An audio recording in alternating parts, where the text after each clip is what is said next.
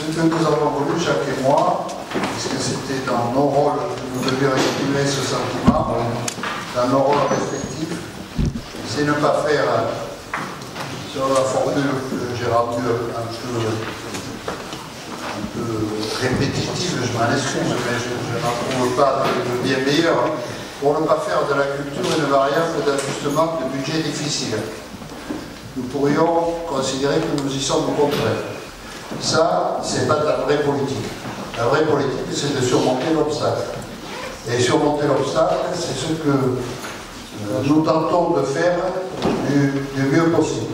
Même quand les obstacles soudains, nous ne l'attendions pas, sont venus entraver notre démarche, là aussi, nous avons considéré qu'il fallait surmonter cet ultime obstacle pour ne pas faire dans la rétention d'informations. Vous savez, c'est le fait que le maire de la capitale régionale et de la métropole ait annoncé qu'il n'apporterait pas, ou en tout cas il suspendait les 200 000 € que l'an dernier nous étions convenus de part et d'autre de mettre dans une réciprocité que je considère d'intelligence avec le financement par le Conseil général d'un certain nombre de manifestations ou de groupements, de groupes, de compagnies qui se produisent sur le territoire de la métropole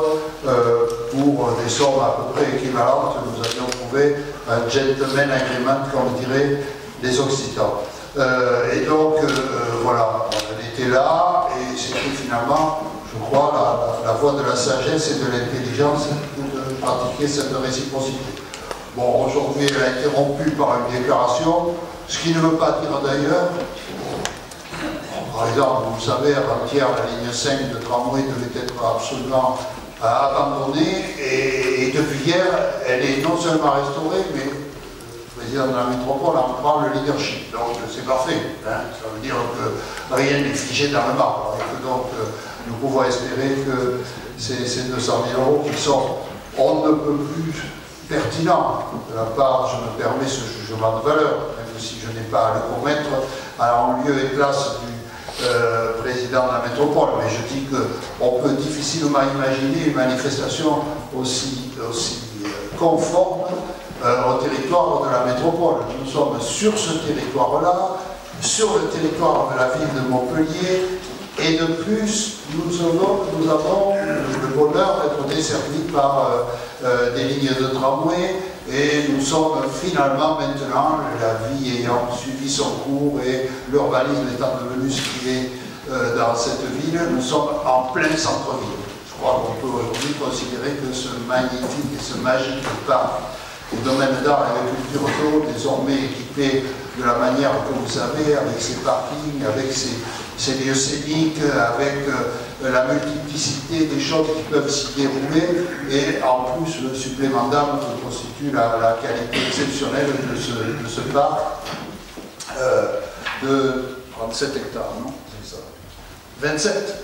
Pardon, j'en ai rajouté 10, mais j'ai dû en parler un peu sur les côtés, parce que c'est Malbos qui appartenait avant au domaine d'art et de culture d'eau, donc je viens de récupérer Malbos.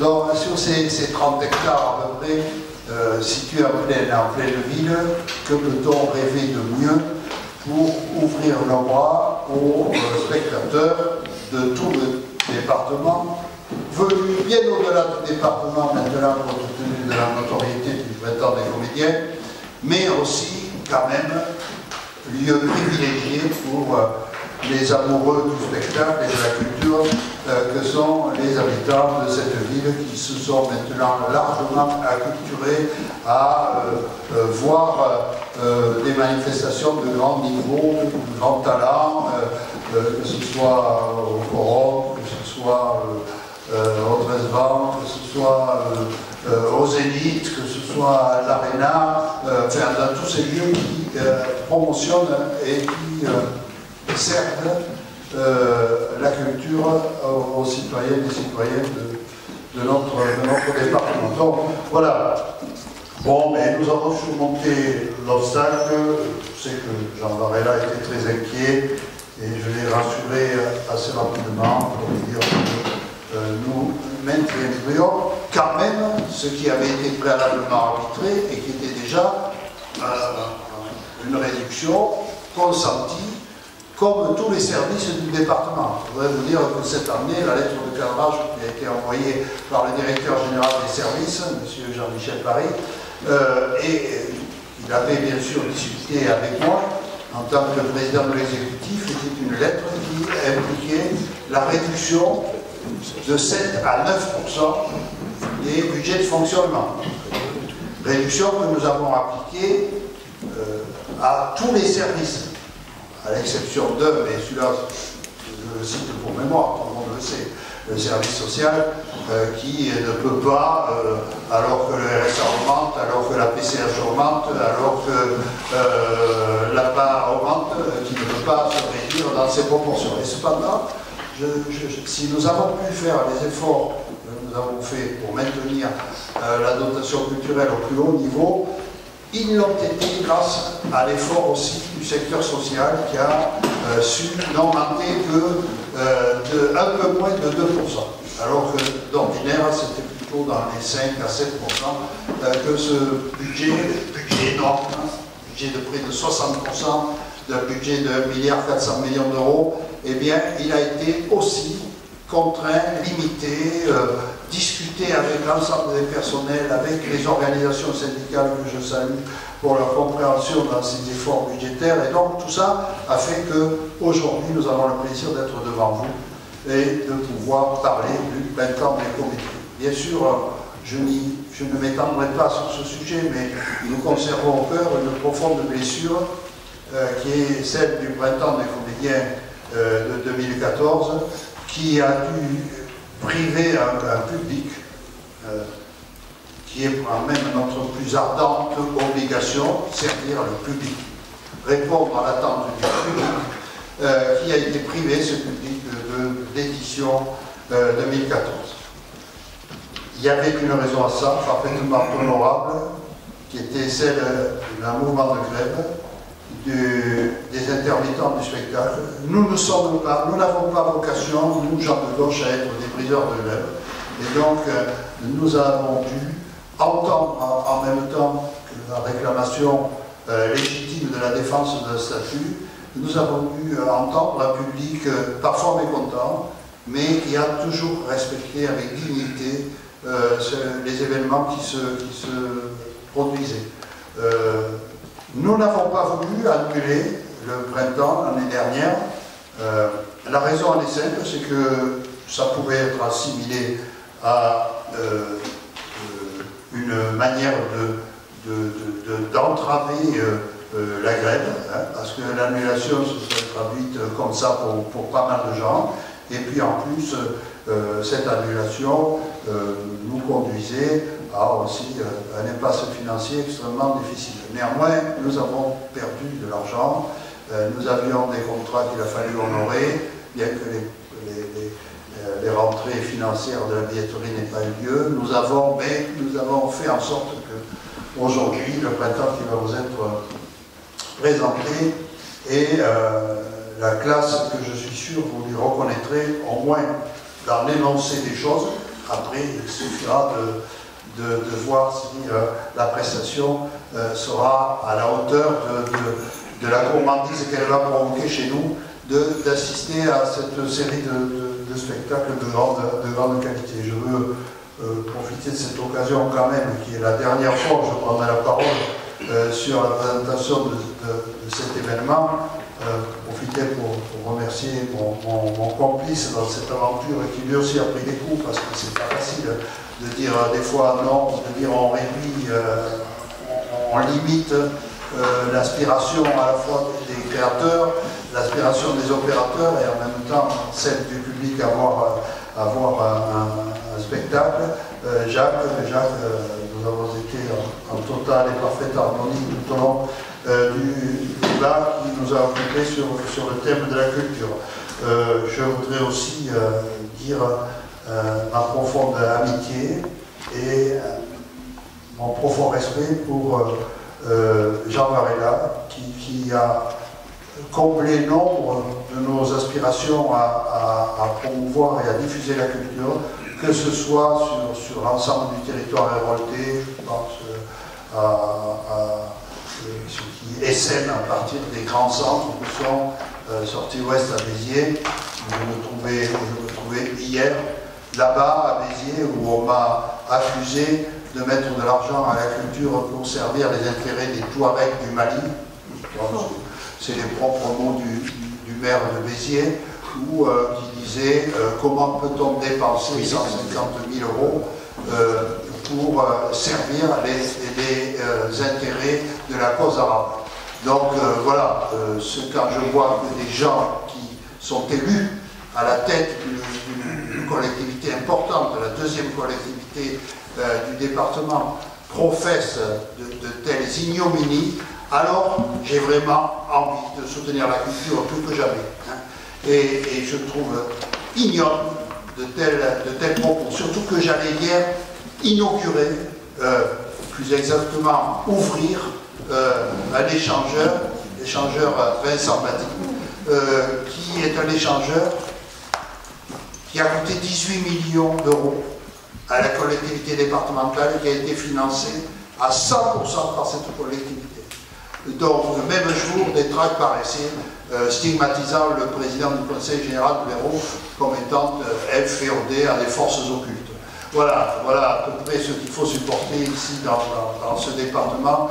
Je ne peux pas ne pas le dire à l'occasion d'un événement comme le Printemps des comédiens, parce que quand même, moi hier j'ai été accueilli par ces tracts là-bas, alors que nous allions rendre un éminent service à la ville de Béziers.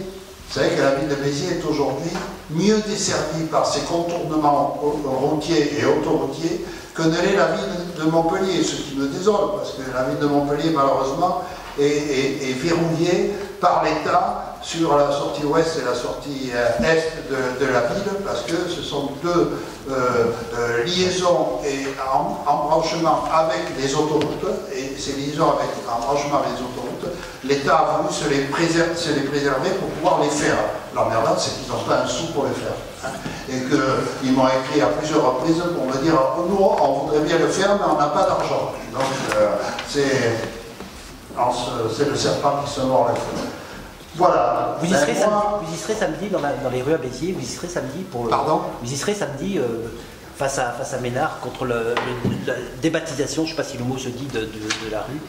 Non, on m'a parlé de cet événement qui est un événement dramatique. On débaptise et on substitue un autre nom de baptême qui ne cache pas son visage hideux. Hein. Mais non, je n'y serai bien sûr pas. Je n'y serai pas. D'abord, je n'y suis pas convié. Et puis ensuite... le PS est signataire. Hein. Ah, écoutez, on verra. Enfin, en tout cas, c'est pas mon sujet de préoccupation majeur. Moi, je veux renouveler ici mon adhésion à la démarche du Printemps des comédiens sous la forme d'une culture populaire. Pour rappeler combien le Printemps des comédiens, à l'instant où il est aujourd'hui, représente quelque chose d'important. Au-delà même du domaine d'eau et du Conseil général, j'ai signé hier soir, au nom du président, une convention avec l'Université Paul Valéry et notamment un institut de l'université qui s'appelle l'IRCL. C'est l'Institut sur la Renaissance, le classique et l'être, le dernier L. Et les lumières. Cet institut travaille sur un axe, un de ces 4 axes, qui est les arts de la scène et du spectacle vivant. Et cet institut, au travers de la formation qu'il dispense à tous ses étudiants, mais aussi eu égard aux colloques internationaux autour de Shakespeare, a choisi le Printemps des comédiens pour travailler sur son fonds d'archives, pour travailler sur sa programmation artistique et pour travailler, le 3e axe, sur le public et la manière dont le public reçoit cette discipline. Cette convention Moi, je suis très heureux de l'avoir signée avant la fin de notre mandat, parce qu'au moins elle est faite. Demain, je ne sais pas si elle aurait été. Mais en tout cas, elle est signée. C'est, je crois, aux yeux des universitaires, aux yeux du grand public, et même de manière internationale, une valorisation et une reconnaissance du travail qui se fait au Printemps des comédiens. C'est un des rares festivals en France associés à des études et des recherches en master notamment sur l'œuvre de Shakespeare. Voilà, je voulais simplement dire que demain, et quoi qu'il arrive, nous sommes sûrs que dans ce bijou dont a parlé le président, il y a ici des institutions qui ont été créées, culturelles. Le président les a citées, Arabesque, Saint-Pédopette, le Printemps des comédiens. Il y a ici des éléments, des bijoux que je crois il sera difficile ou de sanctionner ou de maltraiter, tellement le travail qui a été fait par les opérateurs a été un travail de belle qualité. Et naturellement, avec le président, nous sommes heureux de voir que demain, l'avenir que le département laisse à la culture sur ce domaine est quelque chose de très important. Président Vésinet, juste un mot sur le. Vous en avez parlé du gel par la métropole de la subvention. Alors, on s'est un peu renseigné. Philippe Sorel prend prétexte d'un courrier que vous auriez fait aux différents maires de l'agglomération, justement pour leur parler finances, qui expliquerait qu'il est bloqué pour le moment ou gelé cette subvention. Tu peux répondre à ça. Oui, non, il n'y a pas du tout de courrier. Les maires de l'Aglo ont des communes de l'Aglo ont des conventions avec nous qui ont toujours été respectées, qu'il s'agisse de Saint-Pédopette en décentralisation, qu'il s'agisse d'autres activités, c'est complètement faux. La meilleure preuve, c'est que la raison qui a été donnée, en tout cas le terme de suspension qui a été donné, c'est qu'on verra après les élections départementales. Excusez-moi, je ne vois pas de rapport entre quelque chose qui se serait passé et qui n'existe pas, et la sanction entre guillemets qui consiste à dire on verra après le résultat d'élection. En quoi le résultat d'élection peut-il avoir une incidence sur une politique culturelle si elle est bien claire, bien pensée et sans absolument aucun nuage? C'est bien le cas de ce côté. Le département n'a rien à se reprocher dans ses rapports avec quiconque, y compris avec l'agglomération, parce que, comme le président l'a dit, nous devions subventionner le CDN, nous devons subventionner, dans le cadre de ces financements croisés, le théâtre de la Vignette, la Grande Ourse. Bon, vous direz que la Grande Ourse, peut-être n'aura plus besoin des subventions ni du Conseil général ni de rien, puisqu'à l'époque, la Chapelle.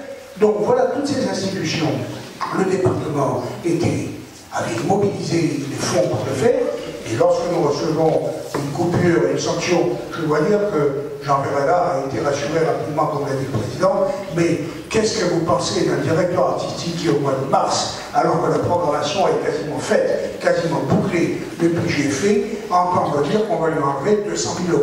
Bon, donc tout cela, le département, si le président me le permet, conteste formellement quelque chose qui aurait justifié la suspension. C'est simplement une foucade devant l'élection. Il est difficile de parler aujourd'hui de ce festival dans le contexte actuel, mais pas seulement le contexte que vient de décrire Jacques Atlan, dans le contexte que je vis tous les jours à Béziers notamment, où nous sommes attaqués sur nos fondamentaux. La culture, la création, où certains candidats à l'élection cantonale, dans leur programme, 4e point, notent la suppression de Sortie Ouest pour laisser place à des artistes locaux, 50%, évidemment, il y a des quotas. Où le budget même de la collectivité dédiée à la culture est fondamentalement remis en cause, où nous sommes traités de secte, alors que quotidiennement, depuis 8 ans, à Béziers, depuis presque 30 ans ici, nous travaillons à amener les publics vers l'excellence. Nous travaillons à l'accompagnement des artistes. Nous travaillons à faire en sorte que nos lieux soient des lieux de rencontre, de débat, parce que oui, le théâtre est un des derniers lieux de tolérance, un lieu où peuvent s'affronter pacifiquement des visions divergentes du monde. Un lieu où notre quotidien est pris en compte, où notre quotidien technologique est pris en compte, où l'art s'ouvre à d'autres arts. Et c'est ce, en fait, que ces populistes, ces gens d'extrême droite, parce qu'il faut les nommer, attaquent. Ils n'attaquent pas véritablement la dépense budgétaire, ils attaquent ce que nous sommes et pourquoi nous sommes là. Et si demain, cette volonté politique n'existe plus, ces outils, et je le dis souvent lors de mes réunions de Tupperware, je dis aux spectateurs, profitez-en, parce que Montpellier Danse, Sortie Ouest, le CDN, l'Opéra, le Printemps des Comédiens, vous croyez quelles sont ces structures immuables? Non, elles sont le résultat d'une volonté politique qui, par-delà jusqu'ici les alternances, depuis Jeanne Laurent en passant par Malraux, ont prospéré. Eh bien aujourd'hui, nous sommes peut-être à un point de rupture où ces outils peuvent demain disparaître et laisser le champ libre au divertissement. Parce que si vous avez écouté les débats des élections municipales, personne n'a remis en cause la culture. Mais de quoi parlons-nous? Et je voulais remercier ici le président Vézinet et Jacques Atlan, qui ont toujours été le garant d'un service public, d'une exigence artistique, et non pas d'une culture du divertissement.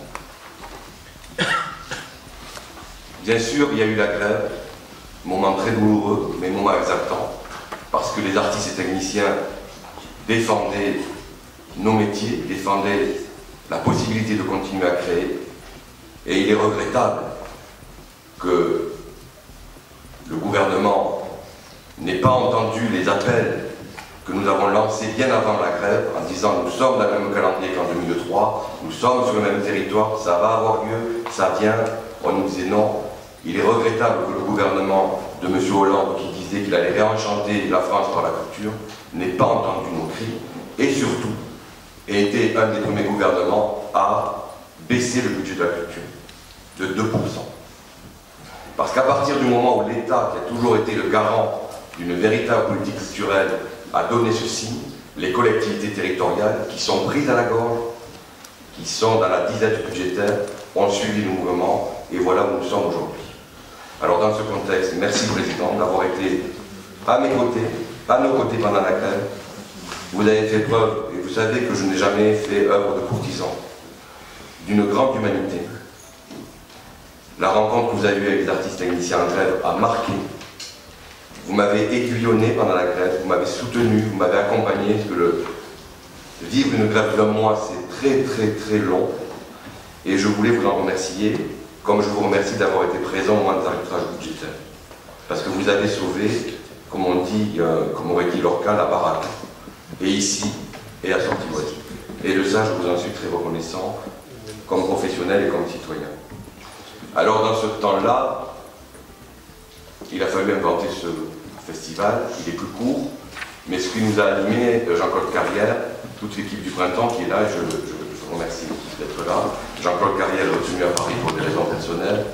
Ce qui nous a animé, c'est d'essayer de maintenir le niveau artistique, l'exigence artistique, et du coup de diminuer, de condenser, de ne plus durer un mois, ce que je regrette, je ne vais pas vous le cacher, parce que je pense que c'est dans la durée que se fait la rencontre, que c'est dans le temps long que l'on peut respirer mieux avec les artistes et avec les spectateurs. Mais peut-être que cette durée plus courte n'est qu'une étape. En tout cas, si je suis encore là, et si nous sommes encore là dans quelques mois, je me battrai pour recouvrer une plus longue durée. Donc l'exigence artistique, maintien de la ligne artistique, budgétairement parlant, maintien de nos lignes de coproduction, nous avons 5 coproductions, et puis travailler sur le verbe, travailler sur la femme, travailler sur la puissance du mot, travailler sur la mémoire, travailler en fait sur ce qu'est le théâtre, et ouvrir le festival avec 2 grandes femmes qui vont puiser dans des traditions anciennes. C'est ce qu'a fait Ansky au XIXe siècle, en Europe centrale, lorsqu'il a parcouru comme un ethnologue la Pologne, l'Ukraine, la Russie, pour aller pêcher, chercher les légendes cette figure du hibou, de ce fantôme qui s'empare de l'un des autres. Et il est parti avec un musicien, un peu comme Bartók, et il a composé cette œuvre, d'abord en russe, écrite d'abord en russe, puis à la proposition de Stanislavski en yiddish, et cette œuvre est devenue une œuvre monumentale, une œuvre emblématique du théâtre yiddish, une œuvre emblématique du théâtre israélien, puisqu'elle est jouée au théâtre Amiba à Jérusalem, comme on jouerait à Paris le Gentilhomme ou Fèvre, et elle nous parle véritablement du théâtre. Elle nous parle de la puissance des mots, de la puissance du verbe, qui par-delà les morts continue à nous aider à avancer dans notre histoire personnelle. Et c'est Benjamin Lazare qui va mettre en scène cette création. Le spectacle sera créé à Montpellier, au théâtre Jean-Claude Carrière. Benjamin Lazare me semble être le metteur en scène tout à fait destiné à cette œuvre, puisqu'il a fait depuis ses débuts, il a posé son travail sur le verbe, et notamment sur l'archéologie du verbe, puisqu'il a travaillé avec Eugène Green, celui qui a renouvelé, qui a repensé le théâtre baroque. Benjamin, vous connaissez, il a été accueilli au Centre dramatique avec le Cyrano, avec le magnifique Pantagruel. Il donne chair aux mots. Et il me semble que dans ce théâtre, qui est à la fois un théâtre de mots et un théâtre de musique, la musique est très très présente, Benjamin Lazare, qui a aussi travaillé sur l'opéra, peut nous donner une œuvre tout à fait formidable. Une œuvre qui va osciller entre le réalisme et le fantastique. C'est en voyant cette œuvre en 1928, à sa création à Paris, que Artaud a dit, voilà, c'est le théâtre et son double. Parce qu'il y a dans cette œuvre une scène tout à fait épatante, c'est quand l'âme du garçon mort s'empare du corps de la jeune fille, et que la jeune fille part avec la voix du disparu. Voilà ce qu'est pour moi aussi le théâtre. Donc Benjamin Lazare, le D-Book, ce spectacle tournera après dans toute la France après sa création au Printemps Comédien. Il est porté en production par la Maison de la Culture d'Amiens. Et une autre œuvre qui va chercher dans la tradition de Venise, celle-là, c'est la sublime pièce de Gozzi, Carlo Gozzi, l'autre Carlo, Carlo Goldoni, Carlo Gozzi, dans la tradition du théâtre vénitien, dans la tradition des idiomes, comme le D-Book parle 4 langues, yiddish, hébreu, français, russe. L'oiseau vert va chercher son socle dans les différents patois qui étaient parlés autour de Venise et dans la tradition du théâtre de masque, du théâtre de la commedia dell'arte. Mais c'est un théâtre aussi très subtil, parce que c'est un théâtre, c'est une fable à la fois magique, à la fois à machine, comme on disait au XVIIIe siècle, et à la fois philosophique, où Gozzi s'en prend aux philosophes français, aux philosophes des Lumières. Mais pour donner cet oiseau vert, il faut une troupe tout à fait virtuose, il faut des acteurs remarquables, et il faut surtout un maître d'œuvre, un magicien du plateau, et il me semble que, c'est pour ça que nous avons suivi ce projet, il me semblait que Laurent Pelli, le directeur du Théâtre National de Toulouse, dont on connaît notamment ses mises en scène d'opéra, était l'homme de la situation, pour faire œuvre de machinerie, et pour faire entendre cette œuvre de Gozzi. Et nous sommes allés voir la création au Théâtre National de Toulouse cette semaine. Nous avons été comblés par la magie que libère le plateau, par la scénographie, par la distribution avec notamment Alexandre Thomas, l'égérie d'Alfredo Aria, dont maintenant j'oublie le nom, Marie-Lou Marini, pardonnez-moi, qui sont remarquables de vérité, qui sont remarquables d'engagement au plateau, et Laurent Pelli rend un hommage à la machinerie, et on pourrait dire au traité de Sabatini, c'est-à-dire qu'il sait faire parler les pommes, puisque s'il faut le faire, il sait faire danser l'eau, il sait transformer des personnages en pierre, en statues. Vous verrez, il y a des philosophes statufiés qui parlent, et c'est un ravissement. Il me semblait que ce spectacle était un spectacle qui serait magnifique à l'amphithéâtre. Donc, encore fallait-il convaincre Laurent Pelli de ne pas le jouer au Jean-Claude Carrière et de lui dire « tu le réadaptes pour l'amphithéâtre ». Il est venu l'an dernier, il a visité l'amphithéâtre, il a dit « Banco, je vais réadapter mon spectacle, ma scénographie à l'amphido ». Et il me semble que sous les étoiles, on sera en présence d'un véritable objet de festival. Des auteurs français qui a fait œuvre politique, qui s'est engagé pour amener la révolution, c'est évidemment 40 de Beaumarchais, avec les 2 premiers volets de la trilogie des Alba Viva, Le Barbier de Séville et Le mariage de Figaro, réuni sous un titre fédérateur par la compagnie belge Marius. Le titre c'est Figaro, le personnage qui est en fait un autoportrait de Beaumarchais, cet homme libre, cet homme engagé, cet homme à l'ironie grinçante. Et la compagnie Marius, dont on connaît le travail, est déjà venu au printemps, notamment avec l'adaptation de la trilogie de Pagnol. Vous vous souvenez peut-être, c'est Belge ou Pagnol avec l'accent belge, tout à fait formidable, a une spécificité, c'est qu'elle conçoit la soirée comme un moment de rencontre au-delà de la représentation. Les comédiens accueillent les spectateurs autour d'un verre. On jouera sous les micro-couliers le Barbier de Séville, avec une grande place réservée à la musique. Je vous dis que le théâtre va toujours vers les arts voisins, et on n'oublie pas le Barbier de Rossini, de Paisiello.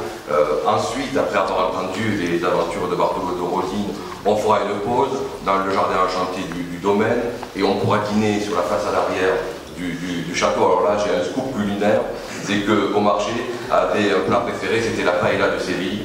Donc nous partagerons une paella de Séville là derrière, tout ensemble avec les comédiens. Puis nous irons entendre le mariage de Figaro, et ensuite, après le mariage, toujours chanter. N'oubliez pas que le conte dit dans le mariage, aujourd'hui ce qu'on ne sait pas dire en mots, on le chante. Nous entendrons les grands arias de Mozart. Nous terminerons la soirée autour d'un verre pour fêter évidemment le mariage. Donc il me plaisait de poursuivre ce parcours 17-18e avec Gozzi et Beaumarchais.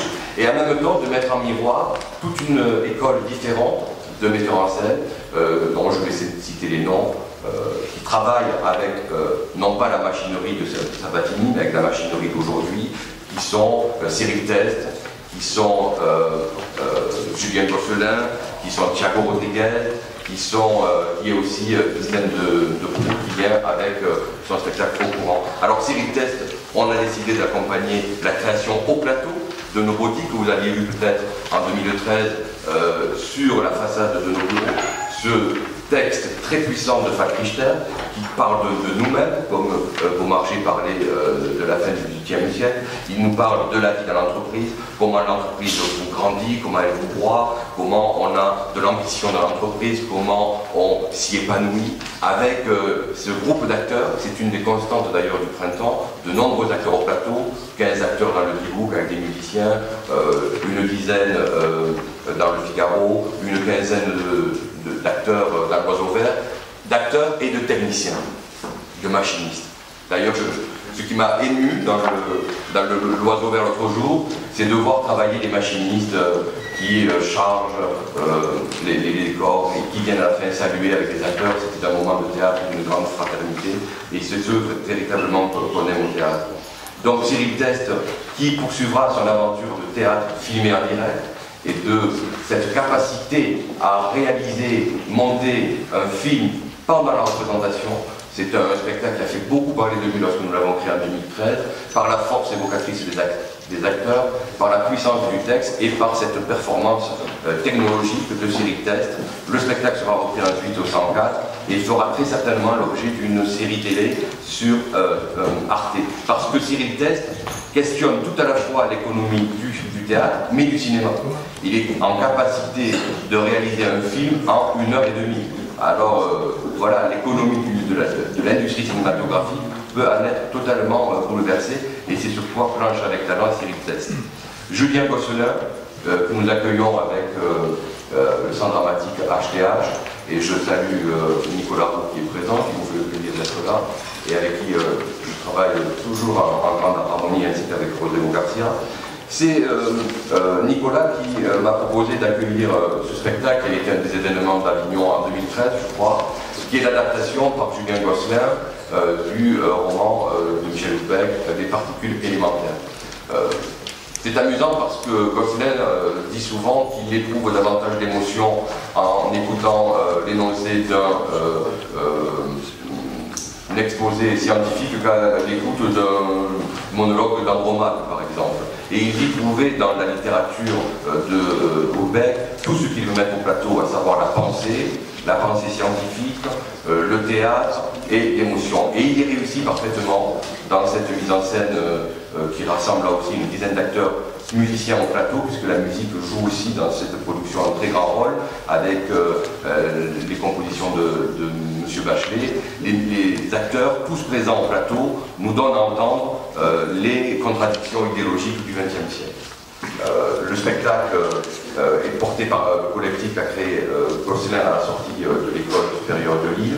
Ce sont des gens qui ont l'habitude de travailler avec lui, il y a une très grande complicité au plateau. Ils sont là, musiciens, acteurs, et le spectacle est très fort, très corrosif, très intense sur la proposition scénique.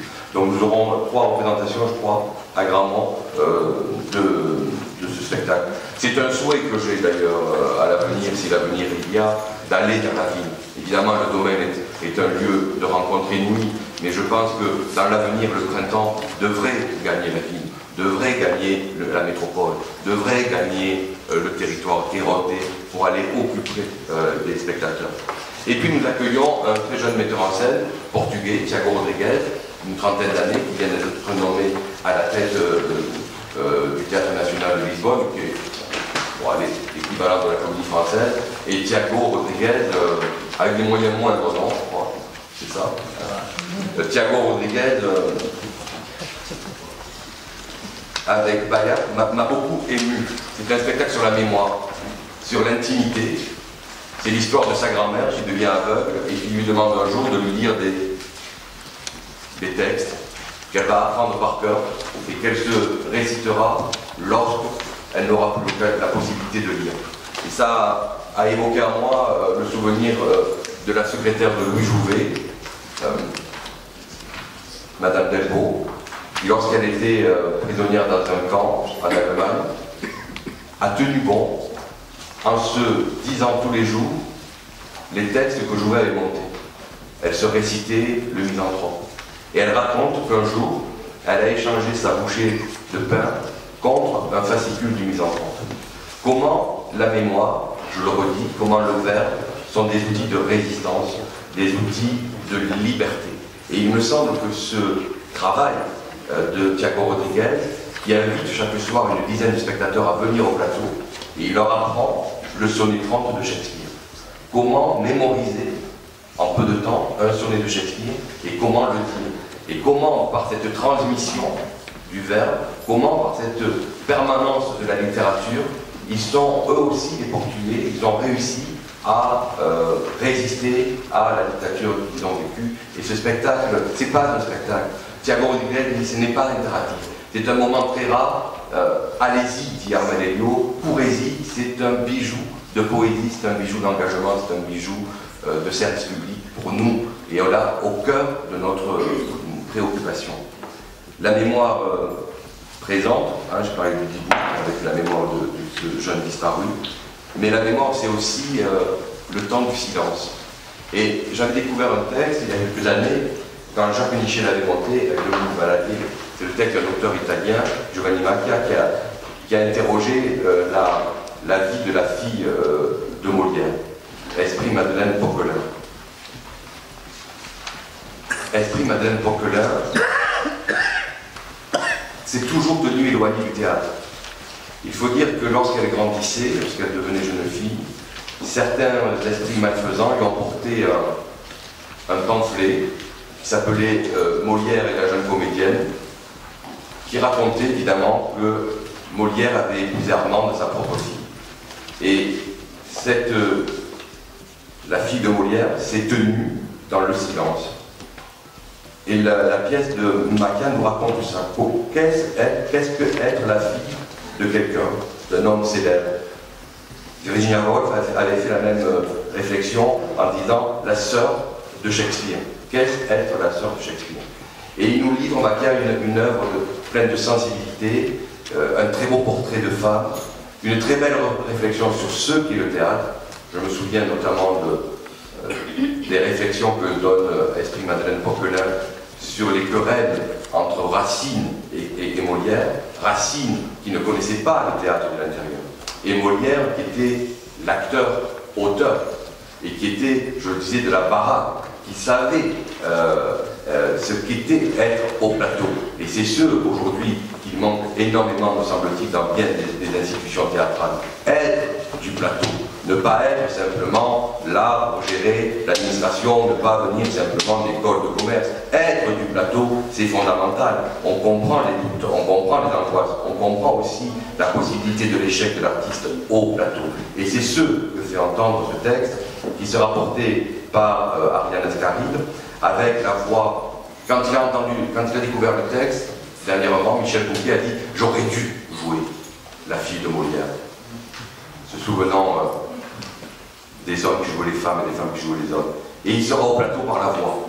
C'est lui qui ouvre le spectacle, qui a été créé hier à Toulon, à la Liberté. Et à Toulon, ils ont une grande expérience de ce que nous vivons à Béziers. C'est lui qui fait entendre, par l'intermédiaire d'une radio, des phrases sur le théâtre de Copeau, et c'est lui qui clôt le spectacle. Et il me semble que la direction d'acteurs nous montre une Ariane Ascaride magnifique, loin du pathos, mais dans la totale émotion. C'est en 1655 que naît Esprit Madeleine Populaire, et c'est en 1655 que paraissent les Maximes de La Rochefoucauld. Premier autoportrait, dira-t-on, de la littérature française, et nous avons un autoportrait qui s'inspire de loin de ces Maximes de La Rochefoucauld. C'est le spectacle porté par la comédienne belge Christine de Prout, qui s'appelle Au courant, et qui nous met face à elle, qui nous parle de sa vie dans un musée désuet. Elle avance, sa vie avance, au sens littéraire et au sens physique du terme, puisque le spectacle se déroule sur un tapis roulant. Et au fur et à mesure, elle avance, sans jamais avancer. Sa vie avance dans le vide. Un vieux gardien de musée est là et lui passe au fur et à mesure les objets qui lui sont nécessaires pour évoquer sa vie.